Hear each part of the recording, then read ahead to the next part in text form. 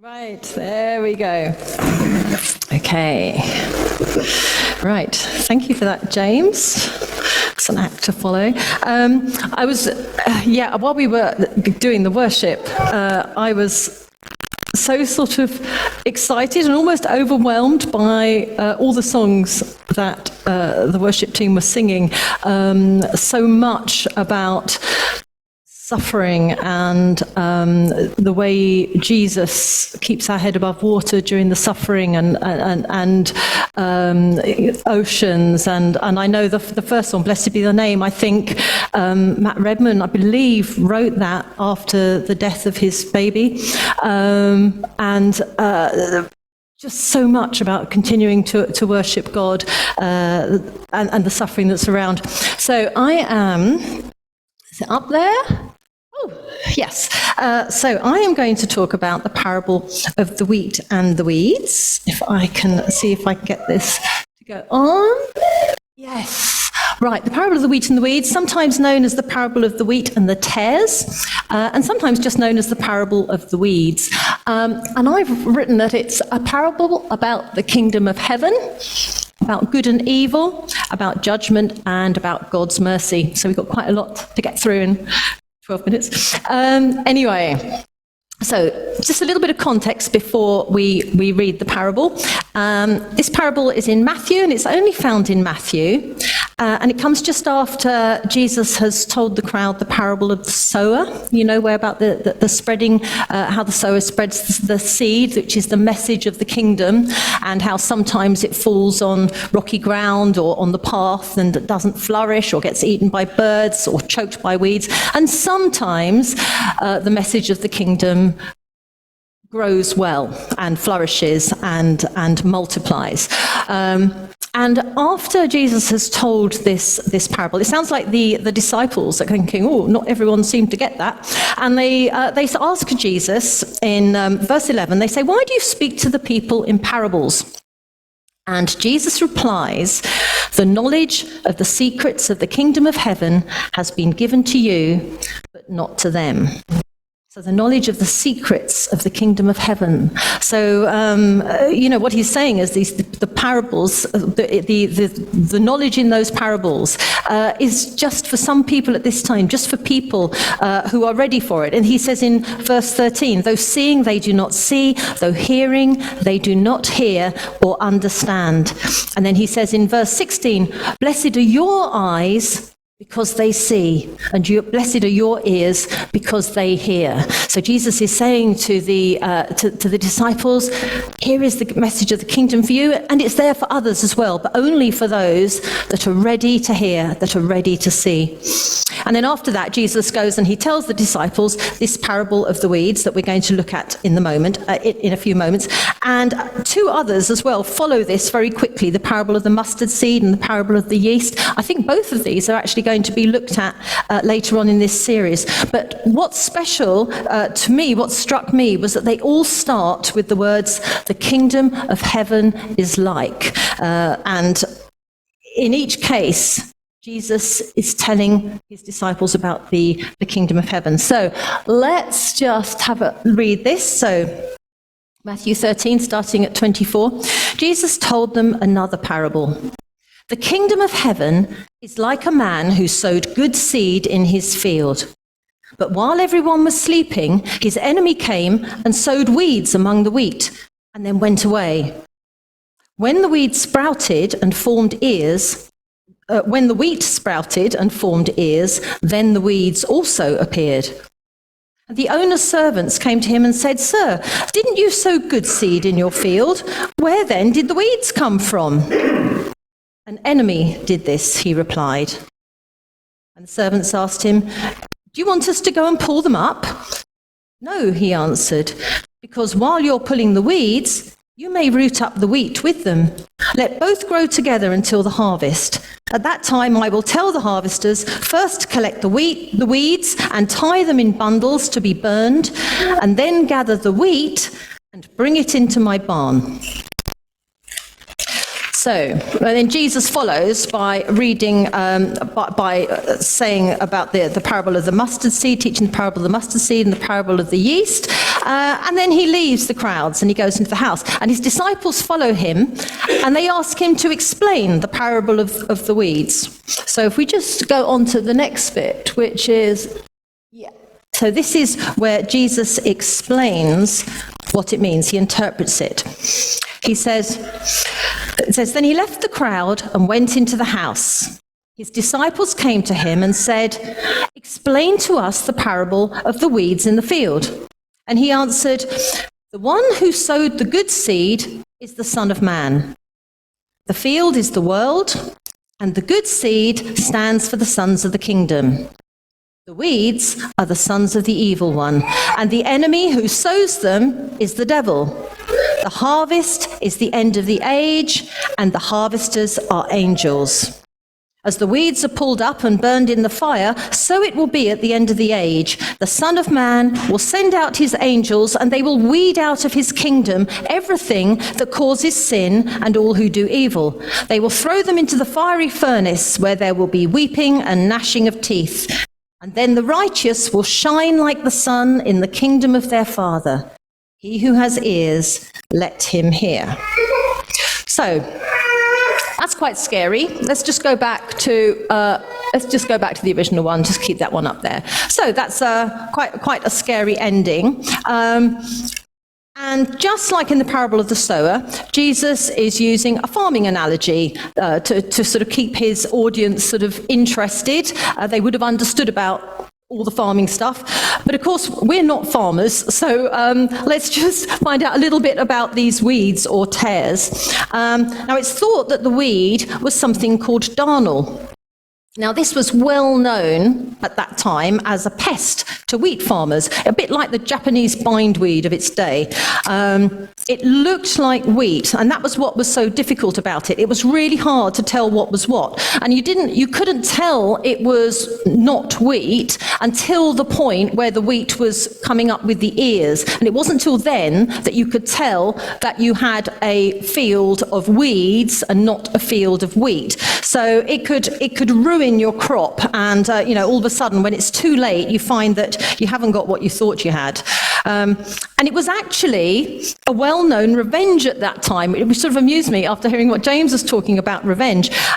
This was one of the things that people used to do to get back at their enemies. And in fact, it was such a common thing for people to sneak in and sow darnel in their enemy's field that there was actually a Roman law prohibiting it. It was a sort of recognized revenge tactic. So some of the people listening to this parable may have actually done that, or they may have been victims of it, but certainly it was something that they would be well aware of the enemy coming in, sowing seed in the field, and then disappearing quickly in the dark. So, what's Jesus teaching us here? Well, I started off when I said that this was a parable about the kingdom of heaven and good and evil. And so let's just think about the kingdom of heaven at the moment. And this is where I was really struck by the worship songs we were doing earlier, with what we were singing earlier. And there was so much about suffering, but how God sustains us, Jesus sustains us through it all. And we would all love the kingdom of heaven. We know the kingdom of heaven is here. We would love it to be all nice. None of us like suffering. None of us like pain. None of us like evil or the difficult neighbor or the boss that gives us a hard time. All of those things. It just feels so unnecessary. We would love to be in the kingdom of heaven where everything is nice and hunky-dory. But Jesus is telling us that this is the kingdom of heaven, but evil is going to be existing alongside us, alongside good for the time being.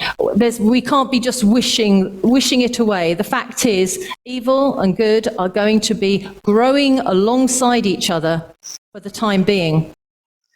But Jesus is also reminding us that Jesus, the farmer, only planted good seed. It's not Jesus' will that we should be in the kingdom of heaven with good and evil. He only planted good seed. We've seen that in Genesis. God was pleased with his creation. It was good.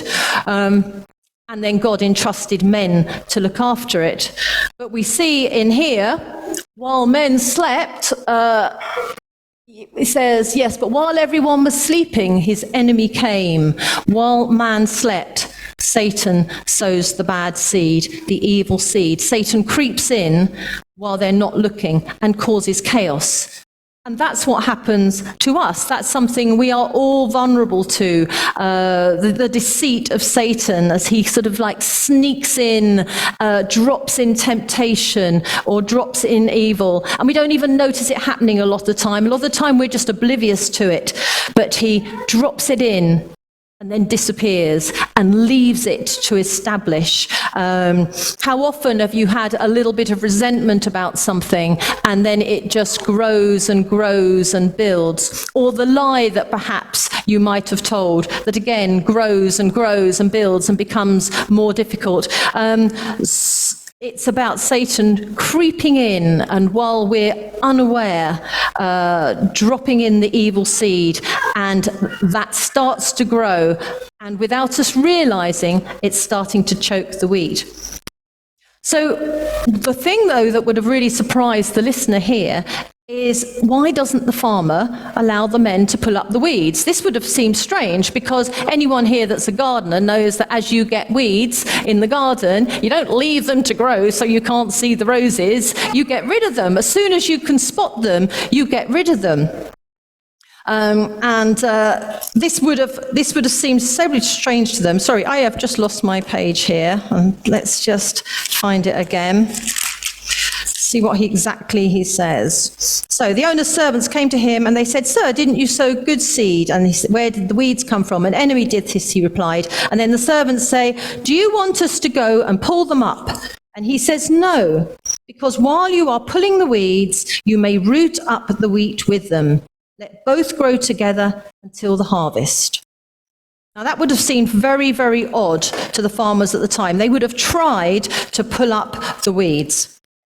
But Jesus says, let both grow together. So is Jesus telling us that we are not able to judge what's weeds and what's wheat? Well, it's a little bit more complicated than that.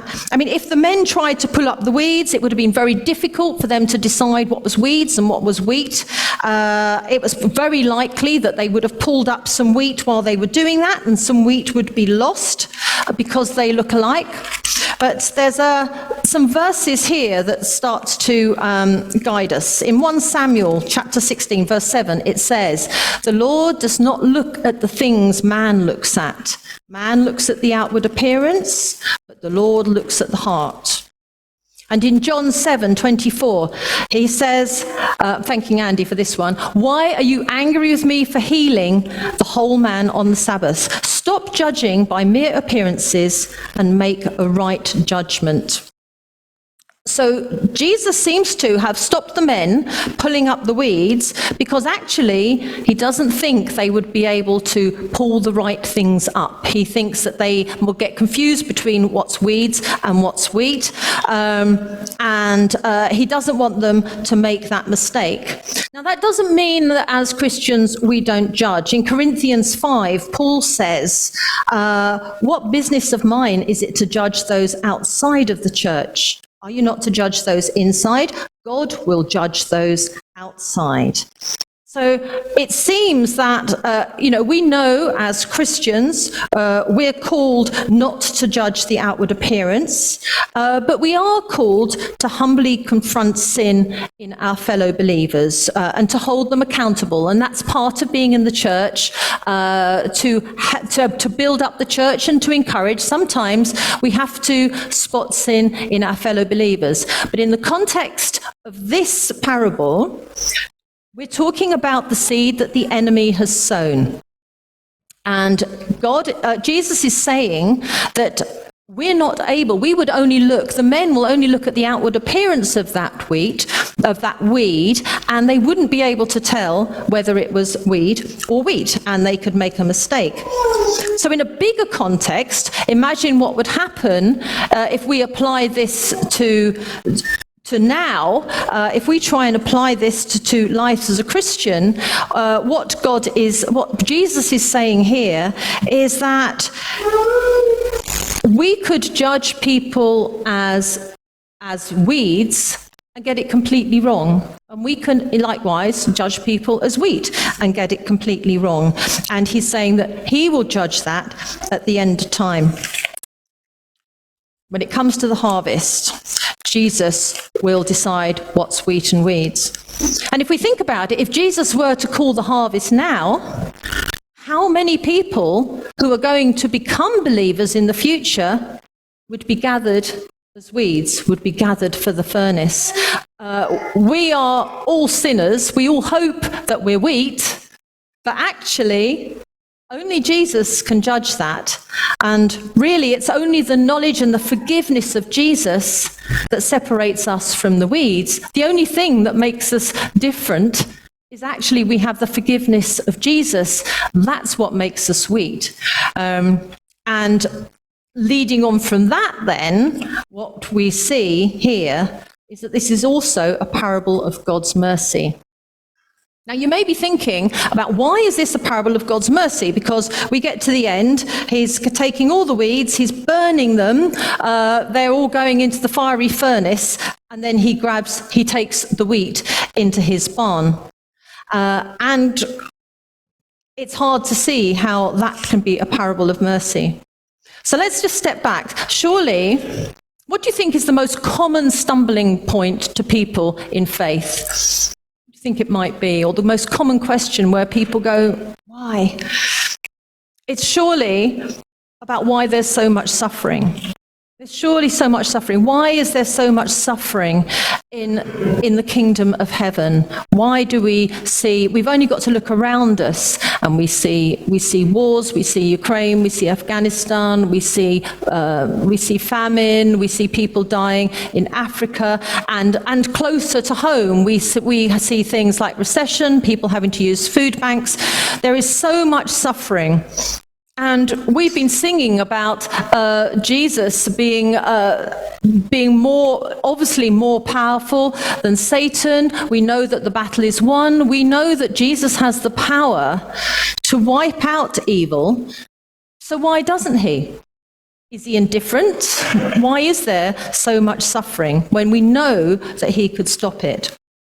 And this is where we see that actually Jesus is not indifferent. He's being merciful. In the kingdom of heaven, unlike the natural world, the weeds can grow into wheat. This is where the farming analogy goes wrong. But in the natural world, weeds would stay as weeds, wheat would be wheat. But in the kingdom of heaven, that can change. Any of the weeds can actually, Jesus can turn that around and they become wheat. Yes, of course, if the weeds, if we're not careful, the weeds could choke us. But in the same way, the wheat, the sons of the kingdom, if Jesus wills, can turn the weeds into wheat and they can be saved. The unbeliever can be saved.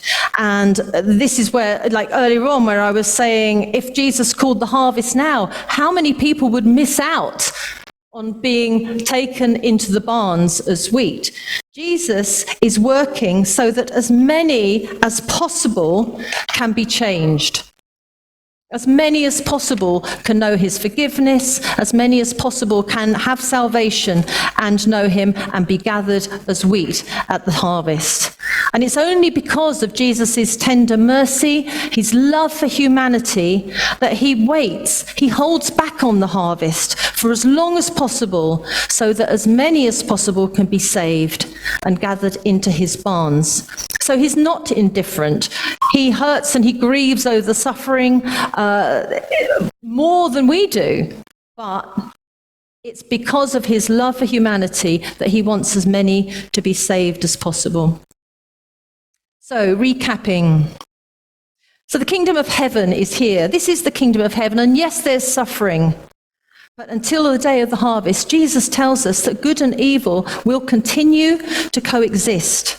We must be alert to the devil's plans. We mustn't be caught napping, let him get in there and cause trouble while we're not concentrating. We pray in the Lord's Prayer, lead us not into temptation, deliver us from evil. We're not to judge the non-believer. It's fine, it's good for us to hold each other accountable, but it says that only Jesus can look at the heart, and so we should not be judging the non-believer. But rather in the kingdom of heaven, what we're called to do is to be part of Jesus's workforce. We're called to help grow the seed that he plants. If we look at what Jesus's ministry, you would see him. He doesn't ignore all the people that were sinning. He's out there helping, ministering to the people that were regarded by the Jews as the sinners, the tax collector, the prostitutes. Jesus was there ministering to them and helping them. And how many of those which would have been regarded by the Pharisees as weeds actually became wheat? In Jesus' kingdom, they can become wheat. And he's asking us to do that, not to judge them, but to be there ministering to them, helping the seed to grow into wheat, so that when Jesus decides that it's time for the harvest, then as many people as possible can be gathered. So we must be patient as Jesus is patient. It says in Isaiah 55, verses 8 to 9, "For my thoughts are not your thoughts, and neither are my ways your ways, declares the Lord." Jesus is telling us to trust him and to wait and to be patient and just to work as good workers in his fields, helping to grow the seeds for the wheat, for the harvest to come. So I think the reflection for us really is to think about the people that we want. Which people do we know, which people are familiar to us, that we know and we love, that we want them to be gathered into the barns with the wheat. So we're just going to take a minute just to individually pray for those people, and then I'll finish in prayer.